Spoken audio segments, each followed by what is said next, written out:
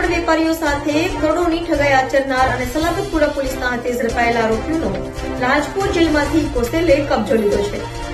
Surat textile માર્કેટમાં વેપારી સાથે ₹1,45,00,000થી વધુની છેતરપિંડીને મામલે ઇકોસેલની ટીમે આરોપી રાકેશભાઈ ચંદારામ કુમાવતનો રાજકોટ જેલમાંથી કબજો મેળવી ધરપકડ કરી હતી। આરોપીએ ટેક્સટાઇલ માર્કેટના અલગ અલગ ઠેકાણે કુલ 10 દુકાનો ભાડે રાખી હતી, જેમાં કાપડ વેપારીઓ પાસેથી ₹1,45,33,000થી વધુનો કાપડનો માલ ખરીદ્યો હતો અને તે માલનું પેમેન્ટ આપ્યા વિના તમામ દુકાનો એકસાથે બંધ કરી ફરાર થઈ ગયો હતો। તેથી આરોપી વિરુદ્ધમાં કાપડ વેપારીએ ક્રાઇમ બ્રાન્ચમાં છેતરપિંડીની ફરિયાદ નોંધાવી હતી, જો તપાસ સુરત ઇકોસેલ પોલીસને સોંપવામાં આવી હતી। જો કે આરોપી વિરુદ્ધ અગાઉ પણ ક્રાઇમ બ્રાન્ચ અને સલાબતપુરા પોલીસ સ્ટેશનમાં પણ કરોડોની છેતરપિંડીનો ગુનો નોંધવામાં આવ્યો હતો, જેથી જે તે સમયે સલાબતપુરા પોલીસે આરોપીની ધરપકડ કરી હોય, જેથી તે હાલ રાજકોટ જેલમાં હોય, જેથી ઇકોસેલે તેનો કબજો લઈ તપાસ હાથ ધરી છે।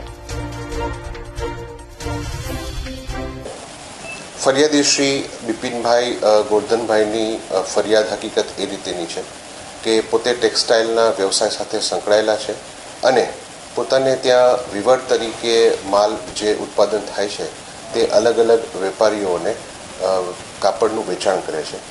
એ અનુસંધાને તેઓએ પોતે તમામ અલગ અલગ વેપારીઓને ₹1,45,00,000નું કાપડનું વેચાણ કરેલ, જે કાપડના વેચાણ પેટે તેઓને જે પૈસા લેવાના હતા એ પૈસા વેપારીઓએ તેઓને આપેલ નહીં અને તેમની સાથે વિશ્વાસઘાત કરી અને પોતે પોતાનો વ્યવસાય બંધ કરીને જતા રહેલ, જે અનુસંધાને ડીસીબી પોલીસ સ્ટેશનમાં ગુનો દાખલ કરવામાં આવેલ અને આ ગુનાના કામે આરોપી રાકેશ કુમાવતની ધરપકડ કરવામાં આવેલ છે।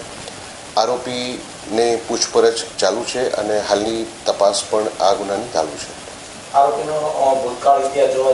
આરોપી ભૂતકાળમાં સુરતમાં વિશ્વાસઘાતના ગુનામાં ડીસીબી પોલીસ સ્ટેશન અને સલાબતપુરા પોસ્ટેમાં ધરપકડ થઈ ચૂકેલ છે।